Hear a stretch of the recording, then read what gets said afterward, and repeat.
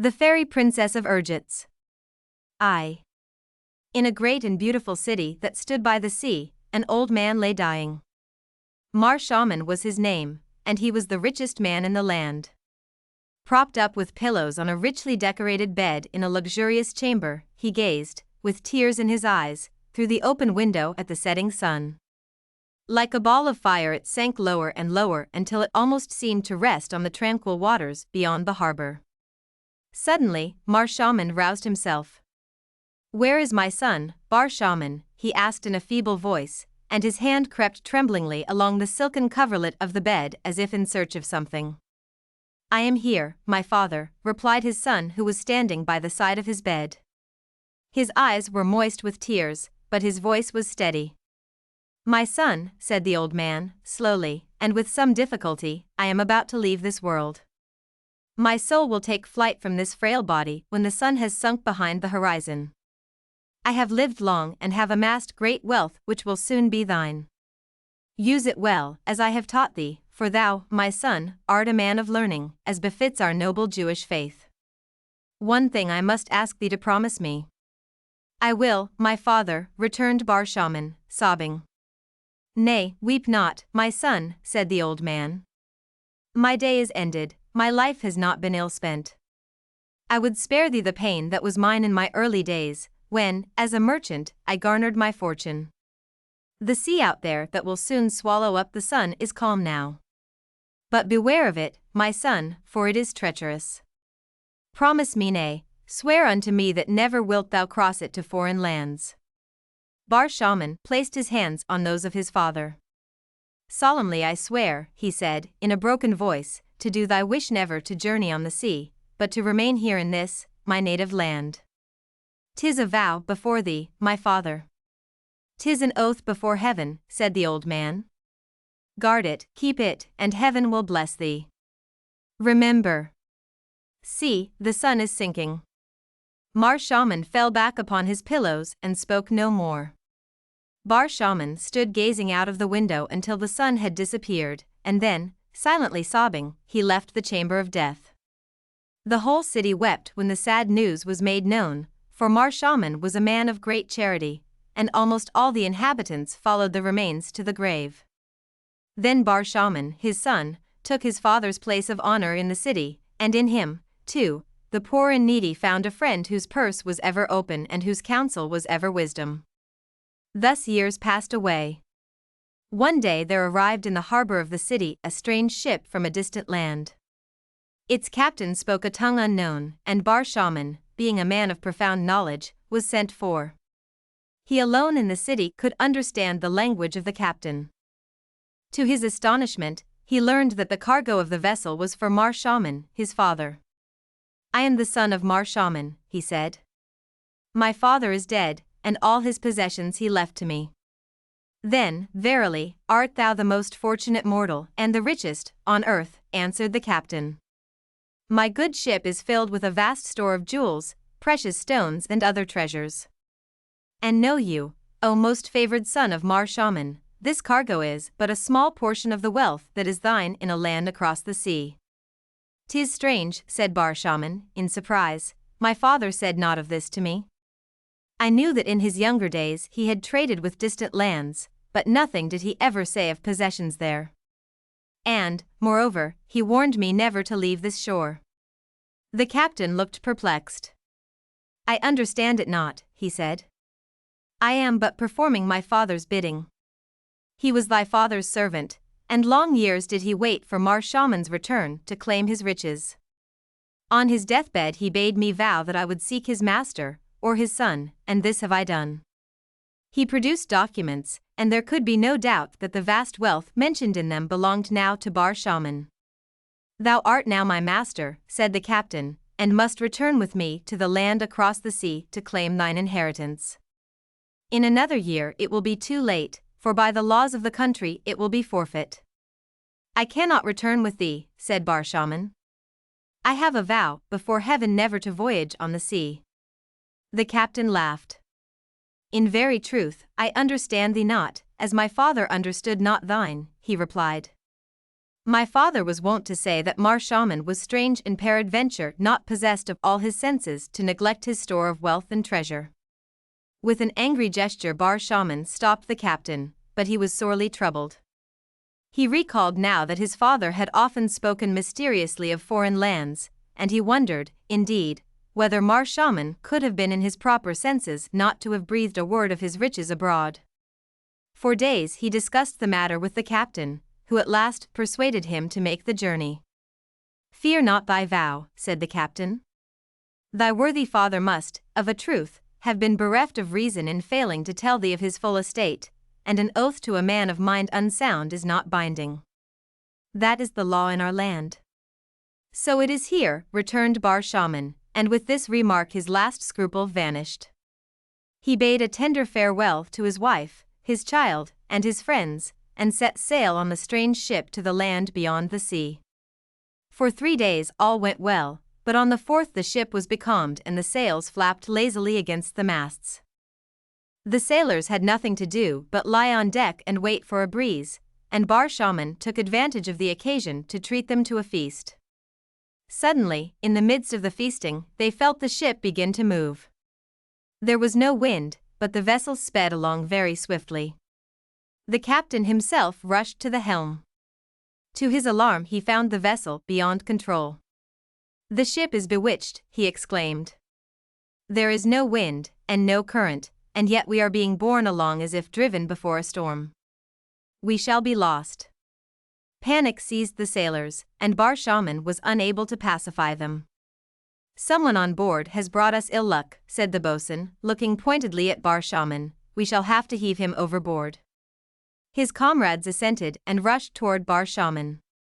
Just at that moment, however, the lookout in the bow cried excitedly, "Land ahead!" The ship still refused to answer the helm and grounded on a sandbank. She shivered from stem to stern but did not break up. No rocks were visible, only a desolate tract of desert land was to be seen, with here and there a solitary tree. "We seem to have sustained no damage," said the captain, when he had recovered from his first astonishment, "but how we are going to get afloat again I do not know. This land is quite strange to me."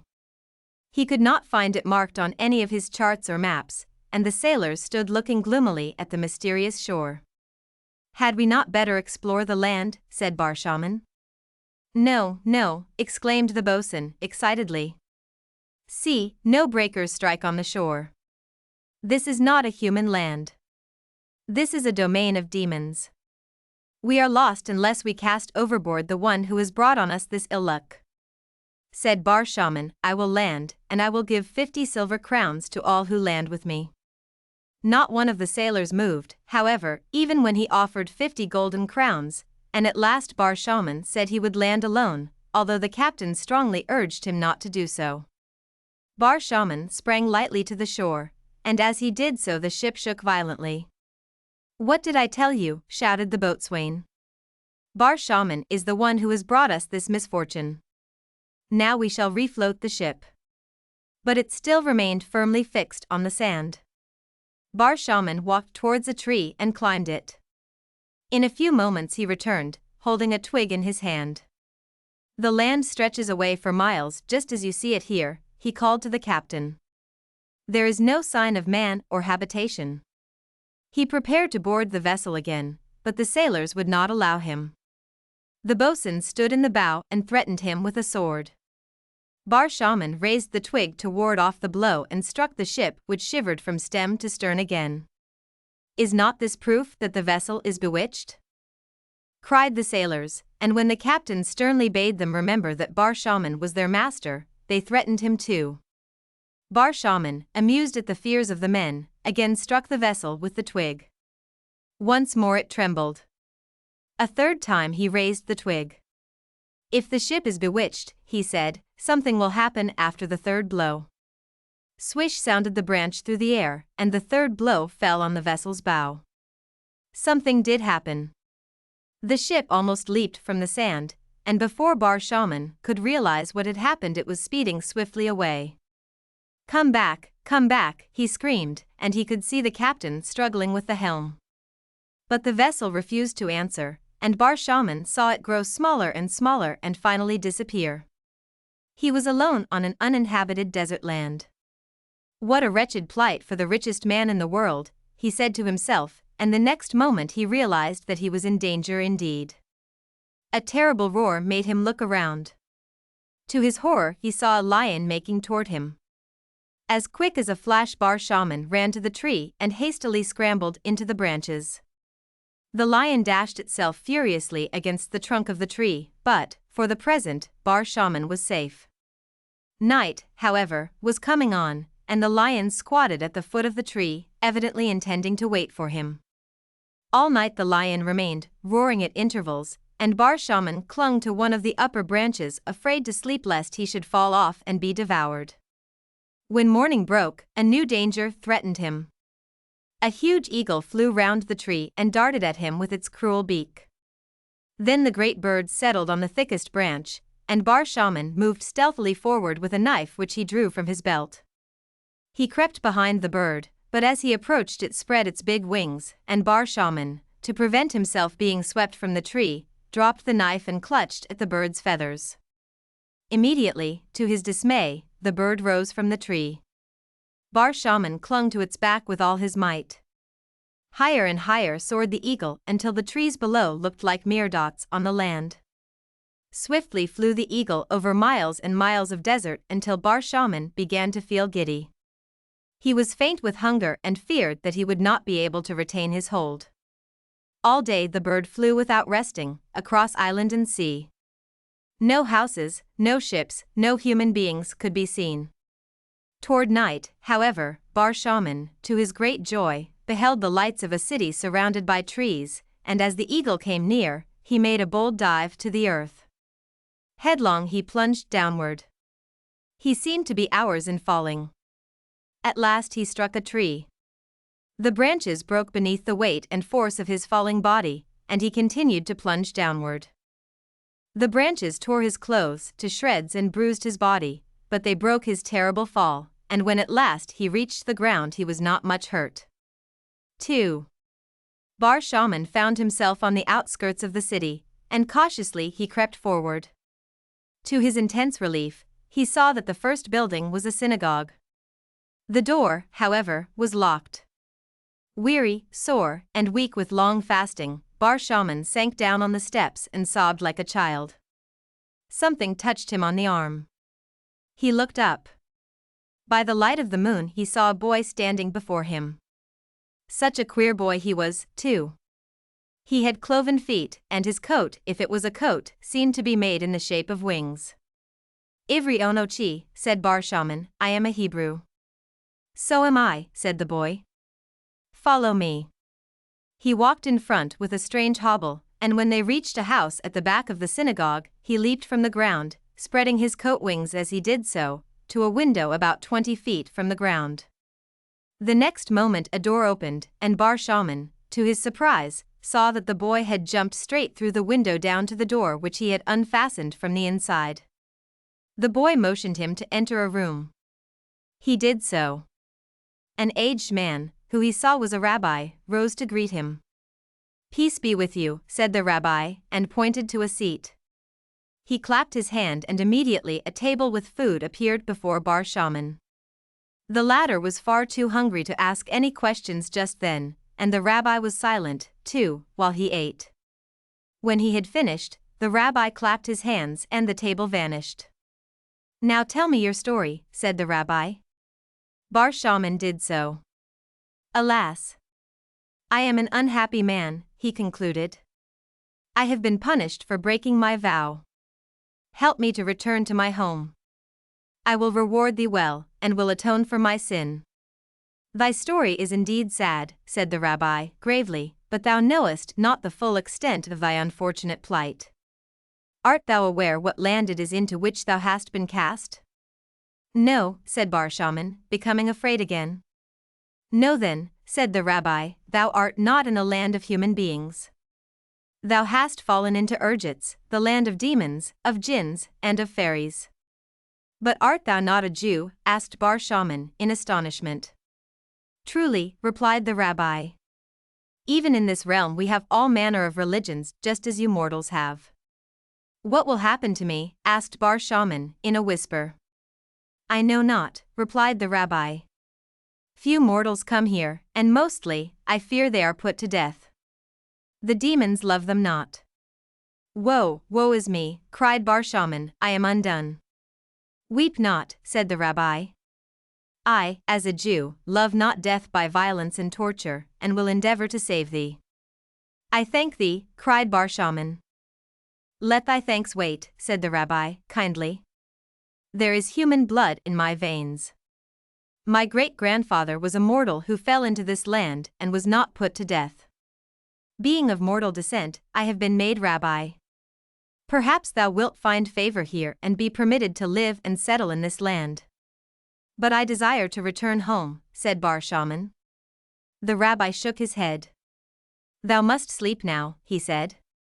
He passed his hands over Bar Shaman's eyes and he fell into a profound slumber.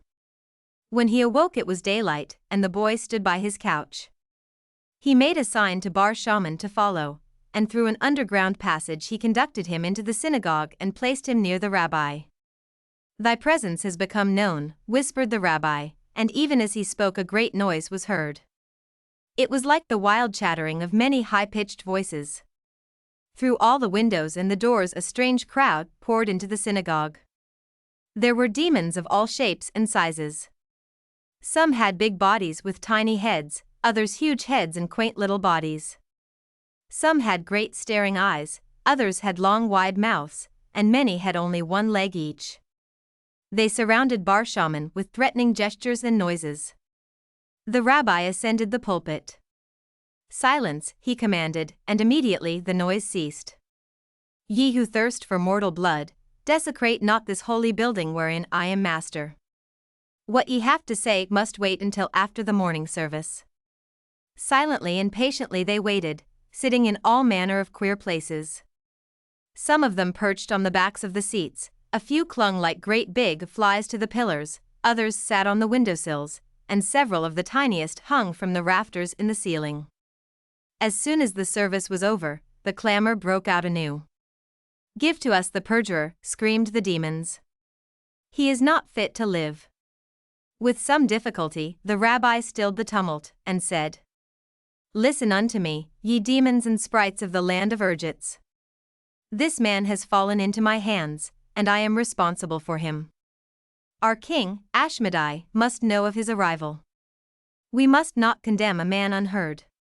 Let us petition the king to grant him a fair trial. After some demur, the demons agreed to this proposal, and they trooped out of the synagogue in the same peculiar manner in which they came. Each was compelled to leave by the same door or window at which he entered. Bar Shaman was carried off to the palace of King Ashmedai, preceded and followed by a noisy crowd of demons and fairies. There seemed to be millions of them, all clattering and pointing at him. They hobbled and hopped over the ground, jumped into the air, sprang from housetop to housetop, made sudden appearances from holes in the ground and vanished through solid walls. The palace was a vast building of white marble that seemed as delicate as lacework. It stood in a magnificent square where many beautiful fountains spouted jets of crystal water.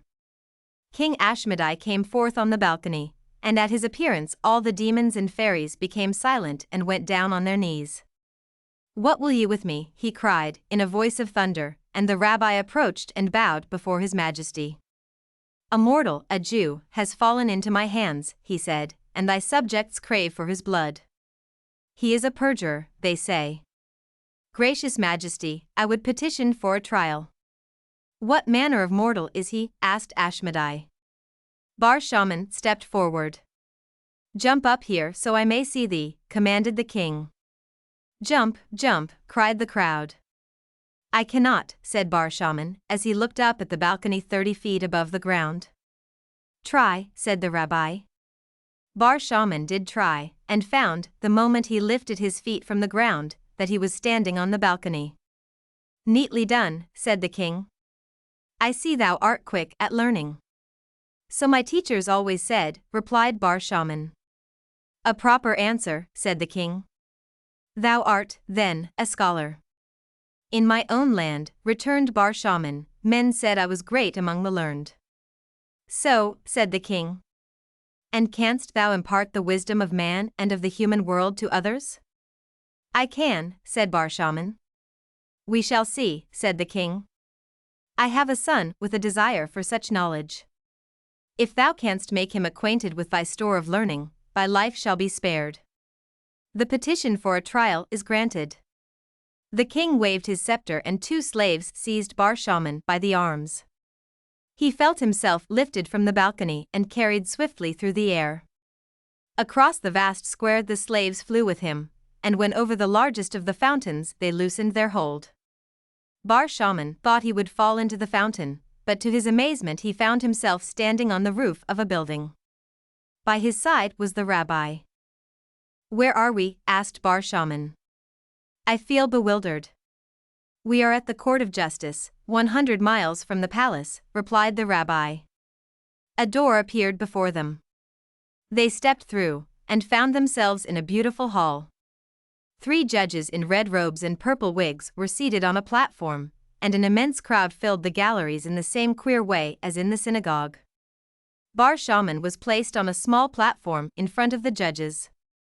A tiny sprite, only about 6 inches high, stood on another small platform at his right hand and commenced to read from a scroll that seemed to have no ending. He read the whole account of Bar Shaman's life.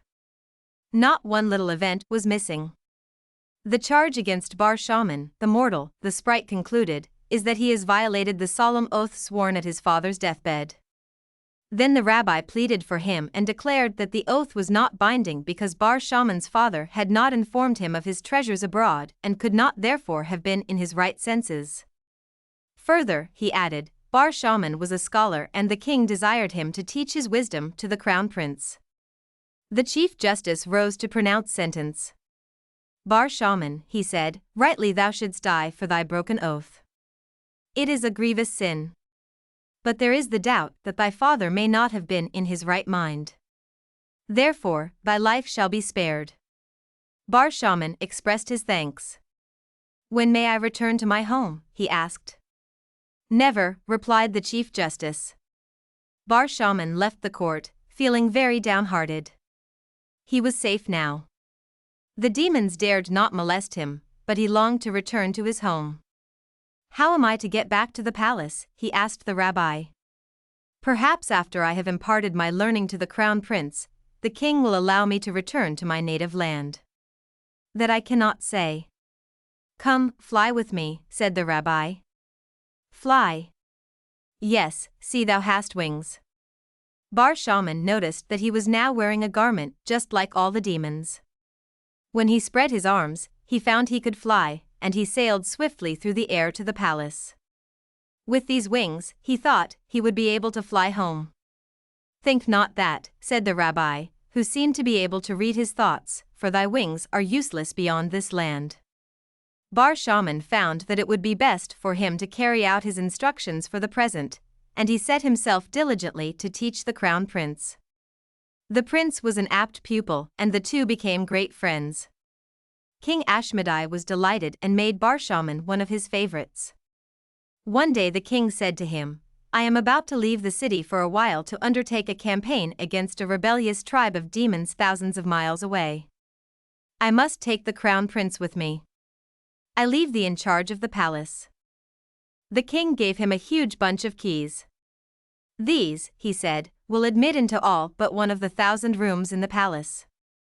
For that one there is no key, and thou must not enter it. Beware.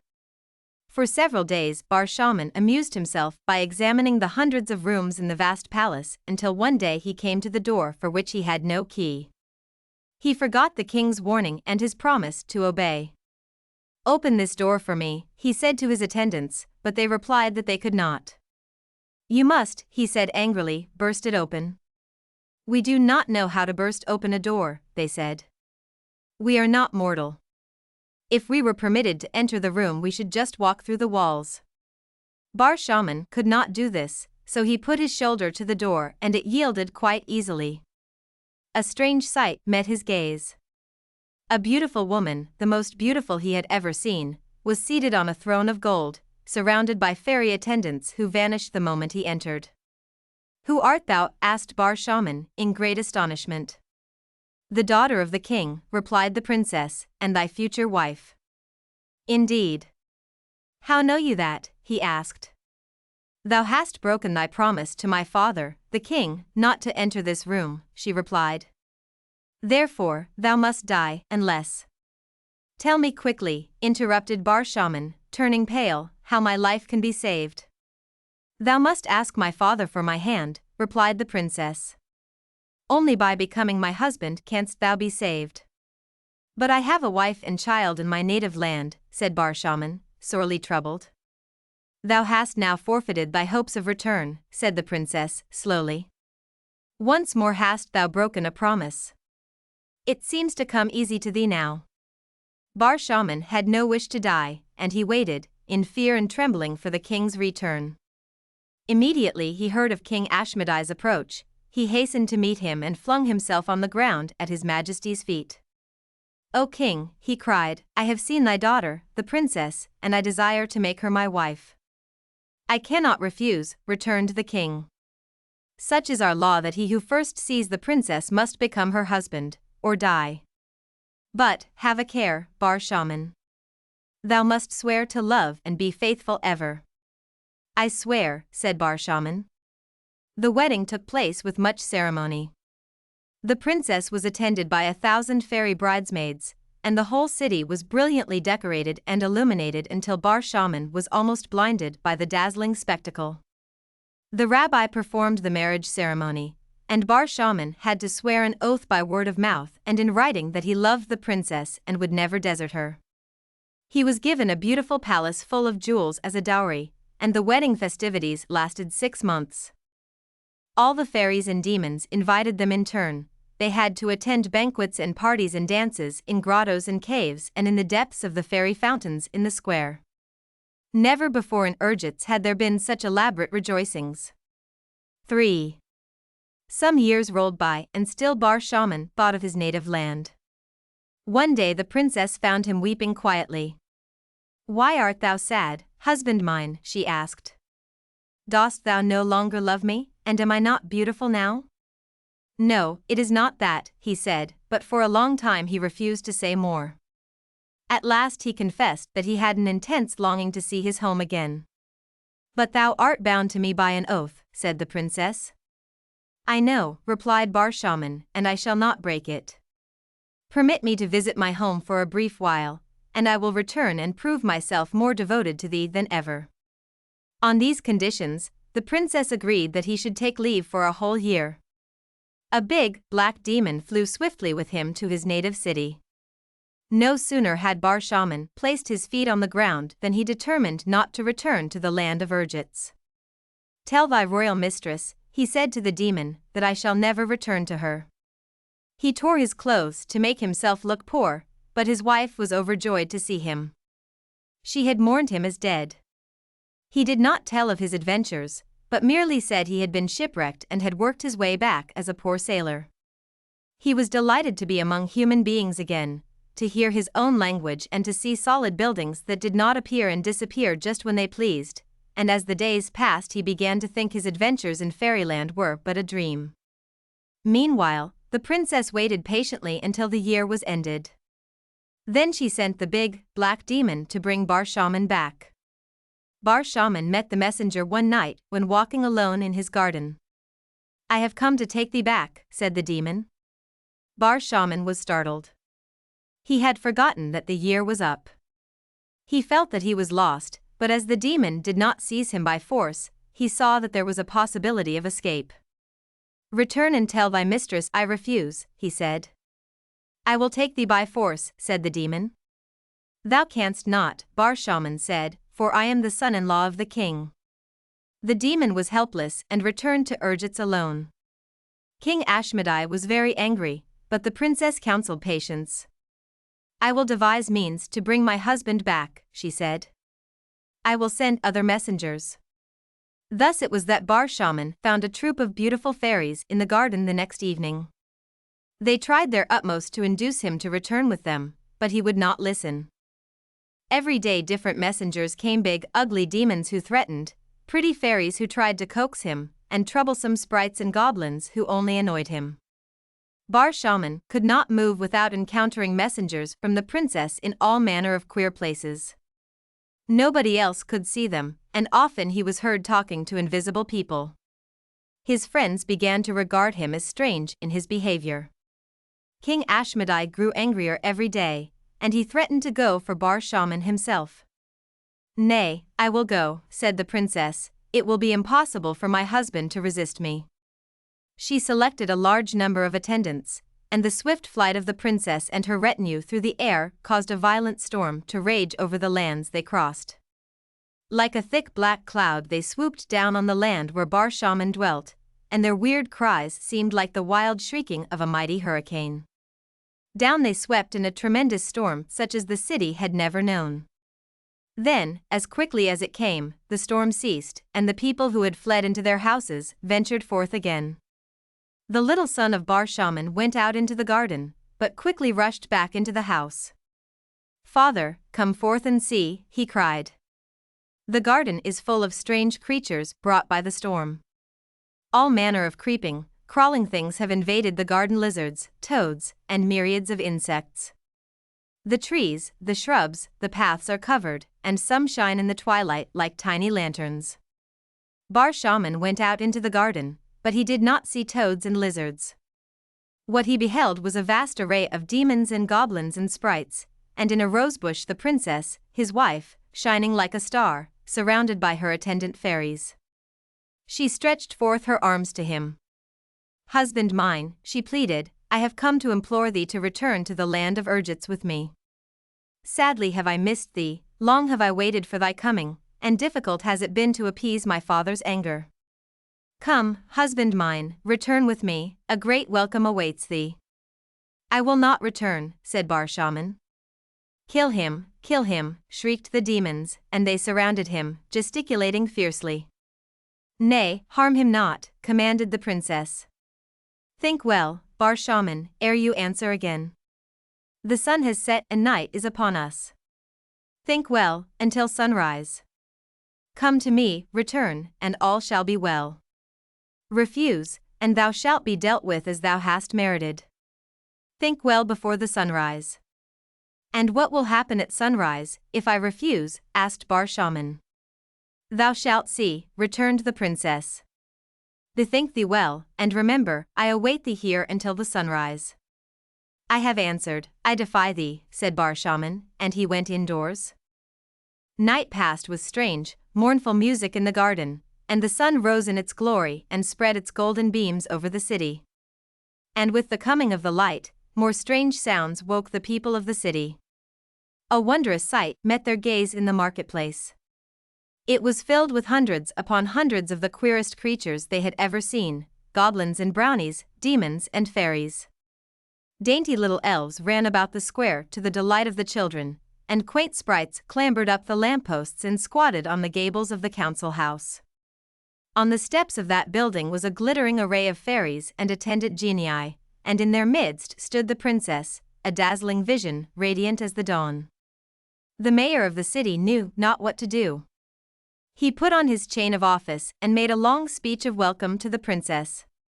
"Thank you for your cordial welcome," said the princess, in reply, "and you the mayor. And ye the good people of this city of mortals, hearken unto me. I am the princess of the fairyland of Ergetz, where my father, Ashmedai, rules as king. There is one among ye who is my husband." "Who is he?" the crowd asked in astonishment. "Bar Shaman is his name," replied the princess, "and to him am I bound by vows that may not be broken." "'Tis false," cried Bar Shaman from the crowd. "'Tis true."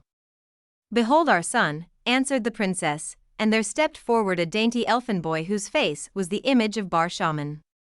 "I ask of you mortals of the city," the princess continued, "but one thing, justice, that same justice which we in the land of Ergetz did give unto Bar Shaman when, after breaking his oath unto his father, he set sail for a foreign land and was delivered into our hands. We spared his life, we granted his petition for a new trial. I but ask that ye should grant me the same petition. Hear me in your court of justice. Thy request is but reasonable, princess, said the mayor. It shall not be said that strangers here are refused justice. Bar Shaman, follow me.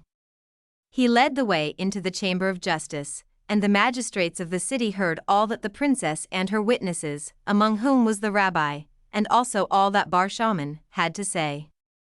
"'Tis plain," said the mayor, delivering judgment, "that Her Royal Highness, the Princess of the fairyland of Ergetz, has spoken that which is true. But Bar Shaman has in this city wife and child to whom he is bound by ties that may not be broken. Bar Shaman must divorce the princess and return unto her the dowry received by him on their marriage." "If such be your law, I am content," said the princess.